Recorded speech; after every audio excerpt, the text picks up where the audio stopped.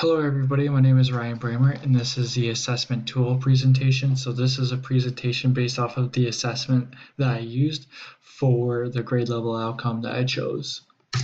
So the grade level outcome that I chose was identifies the components of health related fitness. So this is standard 3E3 grade level 4. So why did I choose this grade level? I am not a teacher yet, but I enjoy teaching this grade level, and this would be a topic that I would cover for my students. So the assessment criteria. So this is the objective based off of the assessment. So during the quiz, students will identify 4 out of the 6 questions correctly, and the assessment itself and the tool that I used was Socrative, and then this next slide will actually go over the tutorial of how I created the assessment for my students.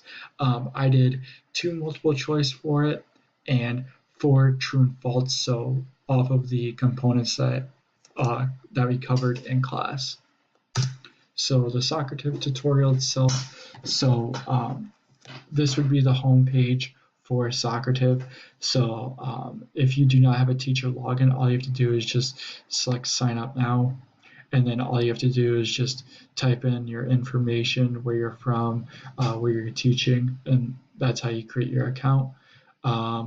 Fun fact for students, they do not need to create an account. All they have to do is just have your room name, which is the name right here. All they have to do is just type that in and then select join and then type in their name, and that's how they actually go into the quiz itself.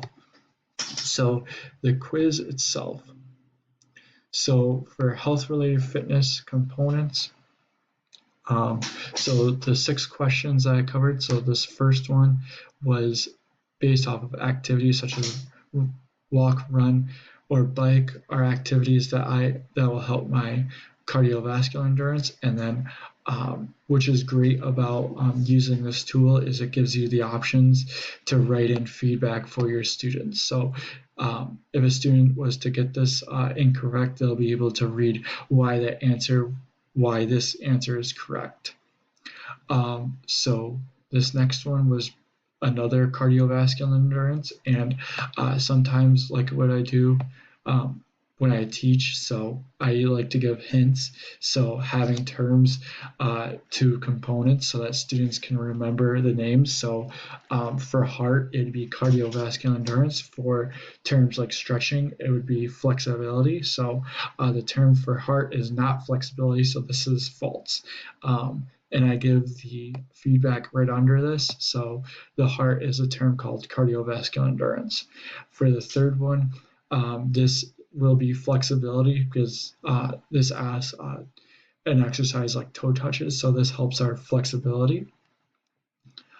For the fourth one, this is doing push-ups more than once. So this question would be true, and the reason why is if you do a muscular endurance activity more than once, it's called muscular endurance. This next one will be muscular strength, because this is asking if I lift something really heavy and if I use my muscles one time, this would be muscular strength, and this question is true. And I give the feedback right here for students to read why it's true.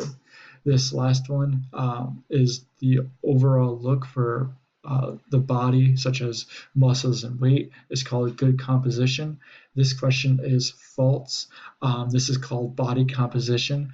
All these questions, as you can see, are pretty straightforward. There is one trick question, and I believe this was the trick question, because I tried to trick them with good composition. So if they read through it, it'd be called body composition. So after, when you're done, all you have to do is just select quiz,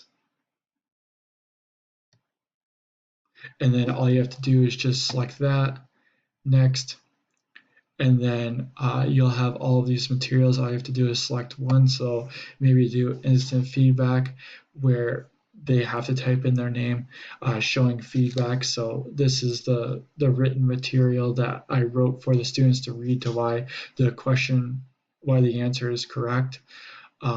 it gives you the options to shuffle questions, shuffle answers, and then it gives you the opportunity to have them look at the final score. And all you have to do is select start, and then as your quiz is open, all of your students will be able uh, to log in and then log in and take the quiz, and then while the quiz is live, you can actually see where they are and if they're answering the questions correctly. So I didn't mean to select start.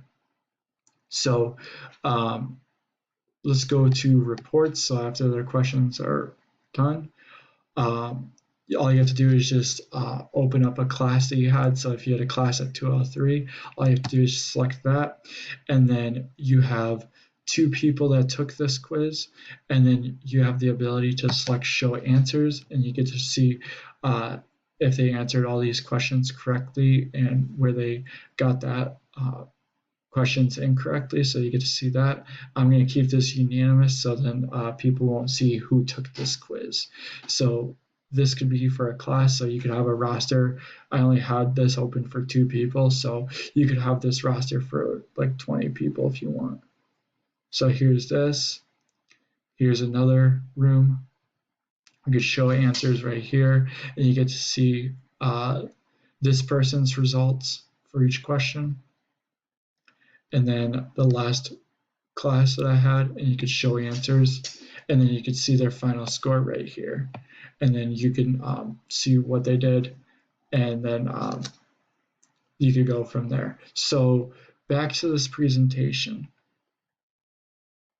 So the results itself from our students. So in question 1, we had 3 out of the 4 students answer that correctly. Question 2, we had 3 out of the 4 students answer that question correctly. For question 3, we had all 4 of our students answer that question correctly. For question 4, we had 3 out of the 4 students answer that question correctly.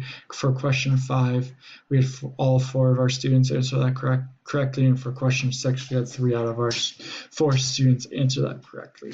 And then here's a little chart. So for the students, you could see that everybody met our learning objectives. So back to the learning objectives for students answering 4 out of the 6 questions correctly. As you can see, everybody, all 4 of my participants answered at least 4 of them correctly. So they did meet the learning objectives, and yes, learning was involved. The pros and cons for using this tool itself.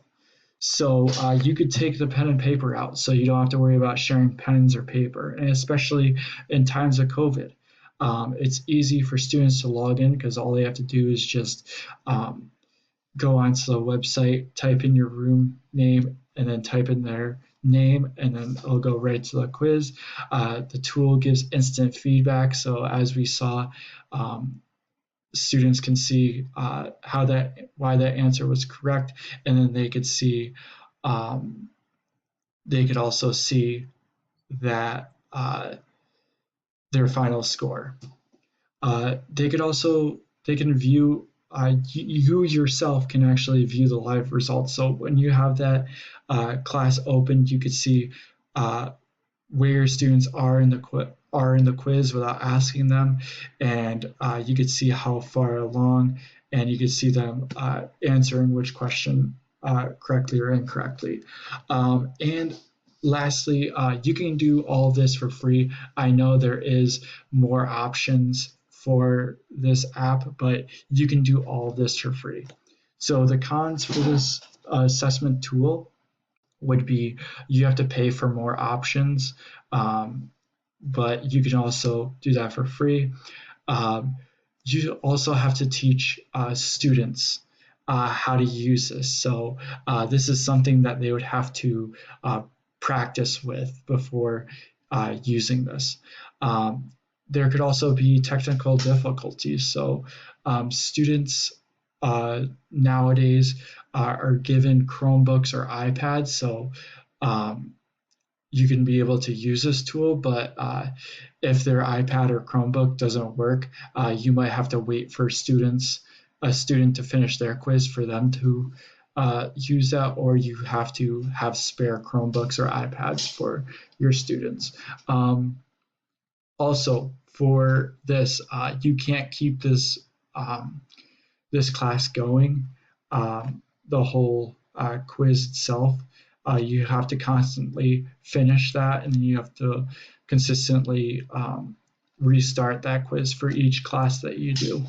And then lastly is you'll have to take out more time for your students. So students will have to be provided more time to get their Chromebooks, start their computer, and then log in.